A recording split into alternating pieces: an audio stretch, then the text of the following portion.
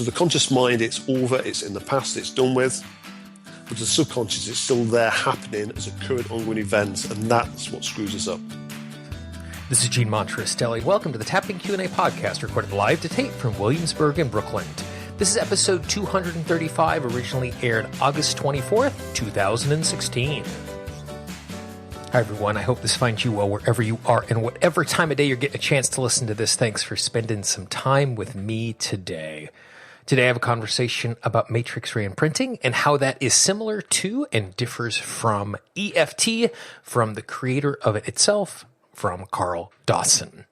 If you have not done so already, I would really encourage you to check out the entire podcast archive. Go to tappingqandapodcast.com. With this episode, between full episodes, bonus episodes, two-part episodes, we are over 300 free audios in that archive. There are interviews, there are tap-alongs, there's instruction. It's all free of charge, just waiting for you. You can go to the website and you can peruse, or you can download the Tapping Q&A app. It's available for both Android and for iPhone. That will give you access to every single audio on the site, no matter where you are in the world, no matter what time of day. There's even a search function where you can type in a topic and find out if we have covered something in the past. tappingqandapodcast.com. Also, we've created a free 10-part guide that will help you to use tapping to eliminate self-sabotage in your daily life. There are audios, there are videos, there is instruction. All of it is free. It's set up in an email format, so every 2 or 3 days you get another part, because each of the parts has something that you can apply, and I don't want to overwhelm you. I want to make sure you're using the stuff as you get it. So if you just go to tappingqanda.com, click on the big blue button, you will get an opportunity to get that absolutely free of charge. If you happen to be listening to this episode in the website, up in the right-hand corner, in the right-hand column, you'll see a place where you can click the big blue button, and you can get all of that free delivered to you. Today's interview, like I said earlier, is with Karl Dawson. This is an interview that I've been trying to make happen for a little while. Karl, super busy, traveling all over the world, doing all sorts of trainings. And Karl took what Gary said very literally. When Gary Craig invented EFT, he's like, innovate, build. When you do that, give it a new name. Make sure you're just showing off what you're doing. And as Karl, as you'll hear in this interview, was kind of poking around and experimenting and doing more effective things with his clients, he fell into a pattern and a whole worldview that found a way to deliver tapping through a very specific art of delivery that produced results very quickly that were long-lasting. When we finished the interview, Karl said something very interesting to me. He asked, was I too hard? Was I too boastful? Was I too big? Because he didn't want to be in a circumstance where he was diminishing any of the other tapping protocols. Because sometimes folks are very proud of what they do, and it can come across as being, mine is the best. As you hear this interview, that is not the sentiment that comes across as all. This is someone who's talking about something they're passionate about, who gives full credit to what it has been built upon, and it's coming from a really good, heartfelt place. So Karl had mentioned that to me at the end of our interview, so I wanted to make sure I mentioned it up front. He's just really excited about sharing something that he thinks is useful, and if it's something that you find useful, great. If it's not, find another protocol. All of that is awesome. Before we get into the interview, just a quick word from the sponsor of the Tapping Q&A podcast. The podcast is sponsored by Pain Relief Miracle. Pain Relief Miracle is an all-natural spray that can be used on cuts, bruises, on arthritis, on aches, on pains. I mentioned last week that I was heading off to the ranch to spend time with my family last week, and I knew there would be some interesting uses of it. One of my friends ended up getting scratched very severely across her face by one of her children, and a day later you could barely tell it had happened. At another point, my sister dropped a glass bottle, ended up getting some glass embedded in her hand, and she started putting PRM on it right away, and it healed super, super rapidly. If you would like to receive 33% off of your first order and to support the Tapping Q&A podcast, all you need to do is go to tappingqanda.com/pain. That's tappingqanda.com/pain, and you will receive 33% off of your first order. It is in my medicine cabinet. It is also in my bag whenever I travel, so that when loved ones get bumps and bruises and cuts and scrapes along the way, they can use it as well. tappingqna.com/pain, 33% off today. And here is my interview with Karl about Matrix Reimprinting.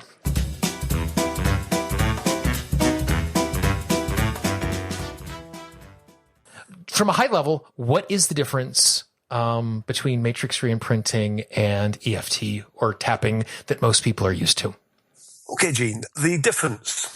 Okay, so obviously my education back to 2002 was in EFT, client, practitioner, trainer, went through the Gary's master program, as you probably realize. Yep. So, I really understood EFT. And then Matrix came along in around 2007. It was an accidental session, doing normal EFT, where I got a little bit playful with a client. I was experiencing just a difficult situation with a client where I had to keep her very dissociated, and it was also a blind session in that I didn't know the content. So basically what had happened is I asked her at that point of the session I just said, can you see that 7-year-old little girl that we're dealing with? I knew she was 7 years old. And the client says, yes, I can see her so clearly I could tap on her. So almost jokingly, I said, okay, imagine stepping into that memory and tapping on her. And she just kind of did some work. I just tapped on the points. I just kept tapping over and over. I stayed quiet, and she was in there communicating, which I know in Matrix we call her echo, her younger self. And so amazing things happened. Within 5 or 6 minutes, she went from a memory where she was terrified of going in there because of its possible implications with her relationship with her father, which had been pretty good, but she knew this was there. And she came out and said, you know what? I know exactly what happened now. It's not what I thought. I understand it and everything that happened that day, and I'm totally cool with it. And I'm like, wow, that was good. That was good. And I did virtually nothing. I just tapped on you as you went in and did that. From that starting point, say 9 years ago, it's just progressed and progressed and progressed. More learning experiences and just understanding how the whole dynamics work. To explain it as the difference between EFT. Okay, so working with EFT properly, in my mind, it's what's the problem, where are the memories associated with that problem. So we're going back to a specific memory. With EFT, you look at the memory, and it's just like, say it was a movie. Like we go to the movies, and we go to the movies to watch all different kind of films, horror films or, disaster films, and on and on and on. You look at that film, it bothers you. So that would be the movie technique in EFT. When you look at that bothers you. You look at the memory, you have the different feelings coming up, the different aspects, the tightness in the throat, the fear in the stomach there. All these emotions, you re-experience them. And as we look at that memory and we tap, and it clears all these emotions and feelings in the body, so that when we go back and look at that memory, it doesn't bother us anymore. We're okay with it now. But ultimately, the memory stays the same. It's just our relationship to it changes. Whereas with Matrix, it's like being the director of a play. And it's a play from your life. And being a director of a play, we can step into that play and we can change the events of the play. So what you remember afterwards, not only does the emotion and the trauma of the memory get, not only do we deal with that side of things, but also what you remember is different. And then that becomes the basic difference between the two. It's EFT based. People have to have learned EFT to be able to do Matrix. It's using all the same principles, the same ideas. It's just basically, I see classic EFT now as almost surrogate work. And the reason for this is that in that moment of trauma, where we've frozen and that part of ourselves splits off to hold that trauma in our subconscious, and everything that happened that day, all the thoughts, the feelings, the emotions, what was going on with the nervous system, breathing patterns, everything's held there as a part of ourselves in our subconscious field. Okay? And now see what happens with EFT is we look at the memories and we start to re-experience the feelings. All these things I've kind of talked about, they're kind of the jelly, wobbly feeling in the legs and the fast heartbeat, and we re-experience what happened that day. And by bringing it into ourselves, we clear it on behalf of the echo, that younger self. But with Matrix, we miss out the middle person. We don't re-experience the feelings. We keep dissociated. By stepping into the memory and working directly with that younger self, we get to see what they're going through. And by tapping on, imagining tapping on the echo, which works beautifully well and very efficiently, and with them being just pure energy, as in the echoes don't have molecular mass like we do, the energy seems to shift incredibly quickly. It allows them to move through that memory, but the client doesn't have to re-experience all the feelings. The echo is the one that was basically traumatized, that went through that event, and they're the ones that hold in, everything in place in our subconscious. And also, really importantly, what they experience is a current, ongoing event to us subconsciously. To the conscious mind, it's over, it's in the past, it's done with. But to the subconscious, it's still there happening as a current, ongoing event. And that's what screws us up. Because as long as it's there, that picture, and especially the meaning of that picture, we'll keep attracting and creating and looking for proof of whatever we decided that day. It's it's a more efficient way. It's a gentler way because we don't have to re-experience. And I know you've got a huge amount of experience yourself, Gene, as a EFT therapist. And the amount of times, even when we're trying to use the gentler techniques in EFT, that the person's re-experiencing, and for a lot of people, it's very painful. But if we can keep them out of that feeling and we can resolve what's happening with their echoes, that younger self, and we de-traumatize them, then there's nothing to come into the person after that. They look at the memory and the same effect as with the movie technique with EFT. They don't re-experience the feeling anymore, but there's a gentleness and it's faster, but it's not about the speed. It's about the depth also of what you get to understand by revisiting the event. We go back to that space of time and we see the beliefs and decisions, these beliefs and decisions that have long since been forgotten or misunderstood. With memories, in trauma, what we decide is kind of a perversion of memory in the first place. It's a false memory because we're in trauma. We're in fight and flight and we see things differently. But also every time we've looked at it afterwards, we adjust and alter the memory. So what we remember now is actually not what happened. So being able to go back and see what did happen is incredible experience, to be honest.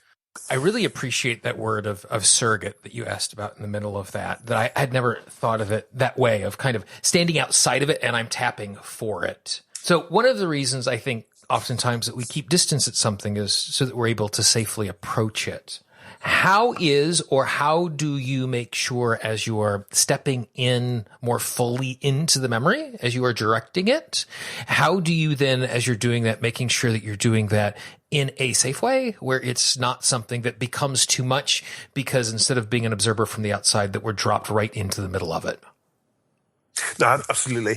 And, these are the kind of endless amounts of learning experience I've had over the years because, first of all, it was a case of, okay, we need to know what you're working on. We need to know what you're stepping into. Is it a dog barking, biting you? Is it, about to be abused? What is it? So, first of all, we get a very brief description. We don't want somebody to get into the story too much. We want them to talk about from a very dissociated point. Most people can do that, yeah? Okay, I was 8 years old, I was at school and the teacher shouted at me. Okay, so we don't allow them to start to re-experience it. So on this side, we keep the client dissociated. Now, as you can see the amount of knowledge you have there, that, a danger is, and what did happen and still happens, to be honest, of course, is people would step in there and we want them to be in the memory, but not in the echo.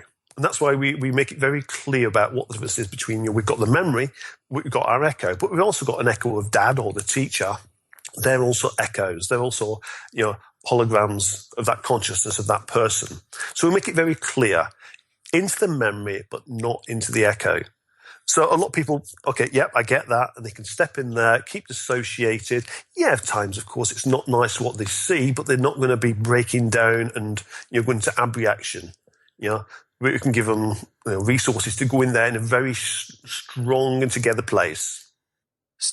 So basically what you're saying is you're pre-framing it in a way so they are very clear about what the boundaries are and what's actually happening so that they understand what the experience is and what is something that they're just viewing, for lack of a better word. Absolutely. Okay. So then what happens is some people will step into the echo. And you'll know very quickly because they're absolutely fine. They stepped in there, they suddenly get very emotional. So we have 5 or 6 ways we deal with this. The first one is step out, stay in the memory, just step out the echo. And like, yep, I've done that. And actually they can now see the echo because when they're associated and were the echo, they can't see the echo because they are them. Does that make sense? They can look around, there's mum, there's dad, but where's the echo gone? It's like, you are the echo, and that's why you're very upset. Step out the echo. So that simple instruction can really help to people. And then it's okay, I feel a lot better now. And we get tapping on that echo as soon as possible. Our first protocol going in there is, not long speeches or anything. The echoes in trauma, and as you know, when somebody's in trauma, they're not listening to you. They don't care. Yeah, nothing makes sense. So we just quickly and gently, I'm here to help you, you're safe, and we talk to them like you would a normal person. It's not like the EFT setups, like even though, I've got this angry red feeling in my stomach, It's like you in the current moment situation with that echo. So it's like, it's okay, you're safe, I'm here to help you, you're fine, I've come back to help you. And you just get tapping. And what you find is that usually within 1 or 2 rounds, a lot of the trauma, instead of working aspect after aspect, when you bring with normal EFT, with classic EFT, the trauma resolution can happen very, very quickly. Because all we need to do is actually move that echo through that trauma, and they've survived. From that frozen moment where they think, I'm going to die, the fact that you've moved them through that moment where they didn't die, a lot of the trauma, just extinguishes very, very quickly. Okay, so that's the first step. If not, we might bring them out of the memory altogether and give them strategy. Okay, let's go in there. Let's keep you. Let's put a desk between, or a plate of glass between you and the echo. You can just keep a way of dissociating them and keeping them dissociated.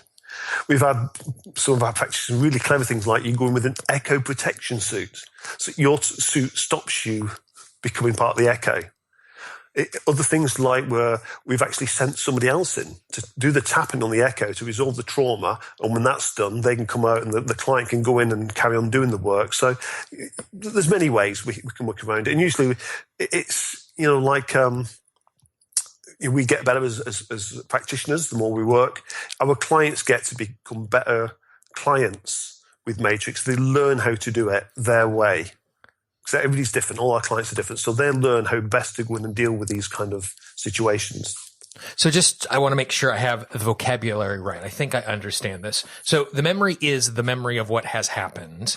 The echo is the echo version. So it's an echo of me because it's me from the past or an echo of the other people who are in the circumstance. And so when you're working with a client, what you're doing is you're bringing present day them to be part of the memory or to be present to the memory, but we want to make sure that they have distance from me at 7, me at 9, and then they're in a circumstance where present day me is communicating with 7-year-old me, and the reason why you're creating, as you talked about, different kind of protections and distances is to make sure that they are not revivifying the memory and becoming a part of it, but they're staying distant to it so they can interact with it. Is that right?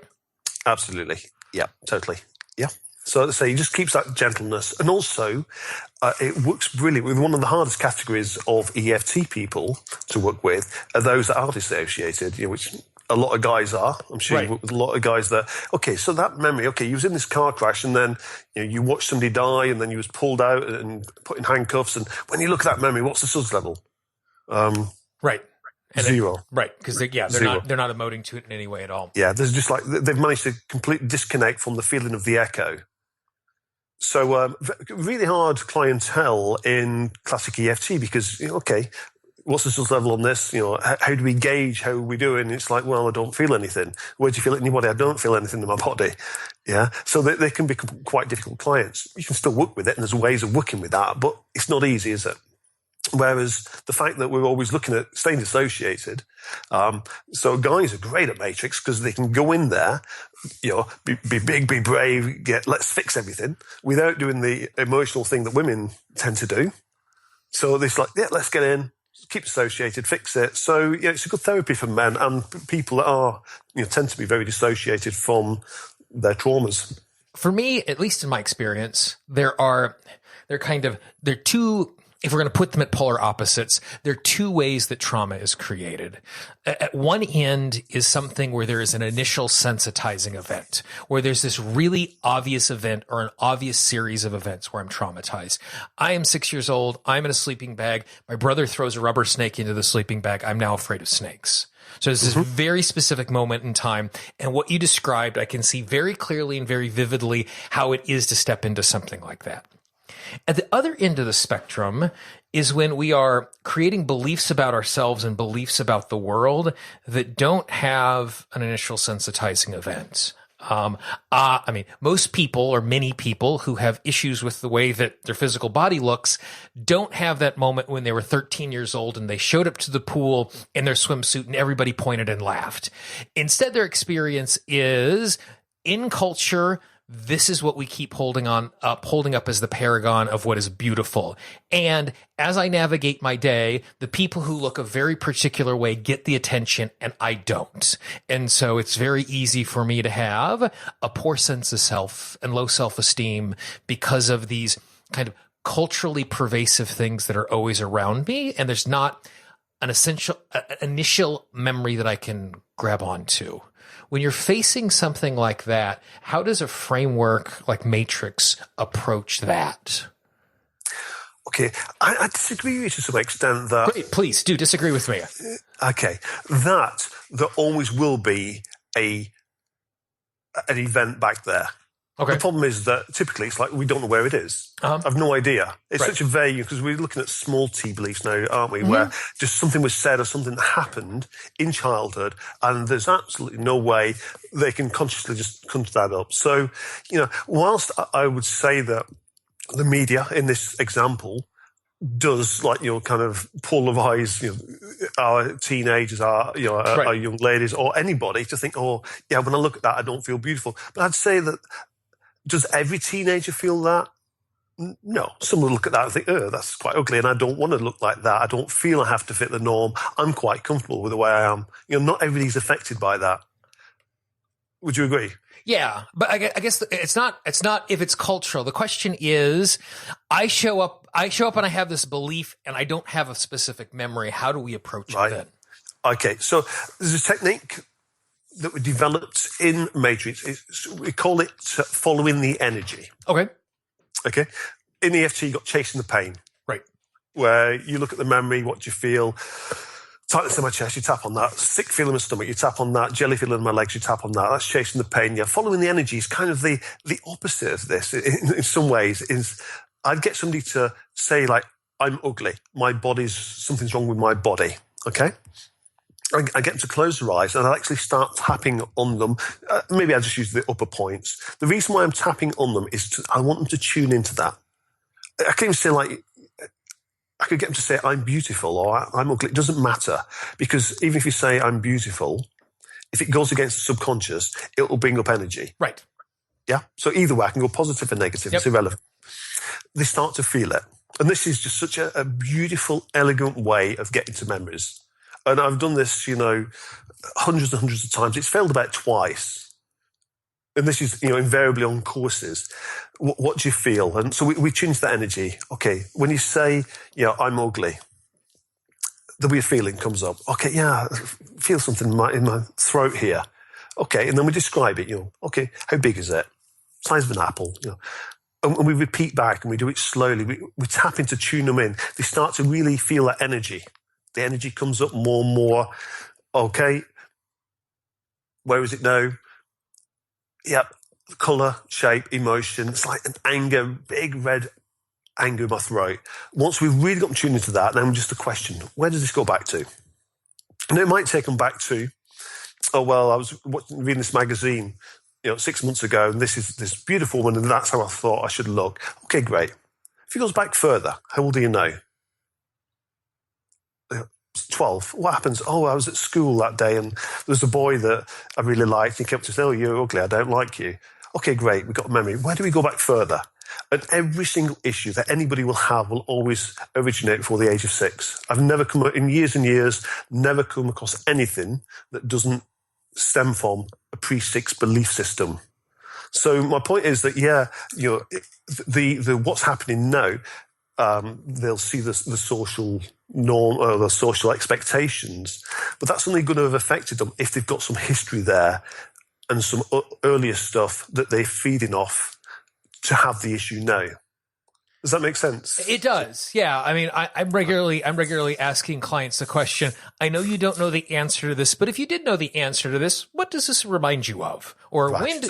And so I'm because, we're so used to telling stories about explaining the way that we are. When we don't have a clear one, we put up a block to being able to find that story. And so what you did is just another approach of going in and giving them the opportunity to disassociate enough to find their way back to an original story. Yeah. But it's fascinating how, often just with that technique alone, people end up like, I'm 2 years old and I was crying and my mother shouted at me for looking ugly when I cry. And they can go back really quickly. Mm-hmm. Now, there's another technique we have, which we call echo to echo, which is once we found a specific memory and we've gone in there and done some work, we've resolved the trauma, we've seen what the belief is, we'll ask the echo, where to go next? And the echoes, it's like they're all connected. The connection is a belief stream. And that will take you all the way back. I mean, one of our specialities, Sharon King with the Matrix Reimprinting, she's, efficiently, quickly going back to the first day of birth, first few days of life, even in the womb, using these techniques. So, that's, absolutely in my EFT days, when we just had EFT, these kind of like, where somebody feels unlovable or not good enough or, the big belief stuff, which you cannot think, well, where does that go back to? Or even like a general anxiety. Where does that go back to? It's difficult. And even asking the question of like, what does this remind you of? Well, consciously, they've no frigging idea. They don't know where it goes back to. But once you start to follow that energy, and it's such an incredibly simple technique, but it always works. And then we can go back, say we'll go back to 2 or 3 memories and we get to understand what's the belief that's connecting these memories. And then once we know that, then that becomes, a big part of what we do in the Matrix, that once we resolve the trauma, if it's like, I'm ugly, okay, let's go to an echo stream where we can go to multiple echoes and we recreate the memory so they don't feel ugly or they don't feel stupid or they don't feel, And again, that to me is one of the benefits of Matrix, because the echoes will take you there to the relevant memories that there's no way they could ever consciously bring to the surface because they don't know. And I guess while you're doing this process, you regularly hear clients use the phrase, this probably has nothing to do with it, but. Yeah, absolutely. Because we're bumping into things that, in hindsight, when we see how the dots are connected, it's obvious it has everything to do with it, but because they hadn't made that connection before, it feels like it's coming out of left field. And so a little previously in that answer, you had mentioned the fact that as you're chasing it back and as you're going back in time, it consistently lands before the age of 6. Why is that the case? Well, anybody that's done any training with me knows I am the biggest Bruce Lipton fan in the world. In fact, at our conference we just had late last year, our second Matrix conference, we had a full day of Bruce Lipton. One of the things that he talks about is pre-6. That in the first 2 years of life, a child is basically in theta. I don't know how you say it in the US. Theta, yep. Mm-hmm. Theta. And then the next 4 years in delta. It's only after that they exercise the EEG activity of consciousness. So basically, for 6 years, a child's in a hypnotic, subconscious state, an important stage super learning stage where they watch everything going on around them. It's not so much about being taught, it's what they see. But everything's going straight to the subconscious. And the thing with trauma as well, trauma, as in when a person's frozen, it goes very hardwired, very deeply into the subconscious. In that moment, it's life and death. They make a decision, and it's the hardest wired decisions we make. It has to be, because it's life and death. So all of our core identity, core beliefs are already, picked up there. And then we take them out into the world, at 6, 7, 8, we start to do your beta and alpha and all the other EEG wavelengths. But that self-identity, the self-knowledge, that them deep-seated beliefs are already in place. And many times I've said this on courses, and I'll give you an example. There's an American soldier that was on a course, lovely guy. He said, well, what about soldiers?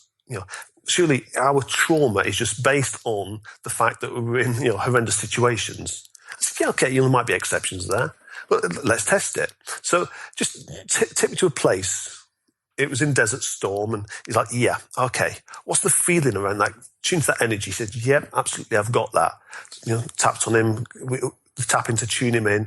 Yeah, I feel that. What do you feel? Describe the feeling. Where does this go back to?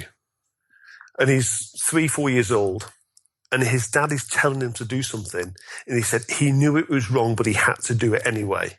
He said, you know what? That's exactly the same feeling I had in Desert Storm. We had to do some horrific things, but because of chain of command, I had no choice but to do it.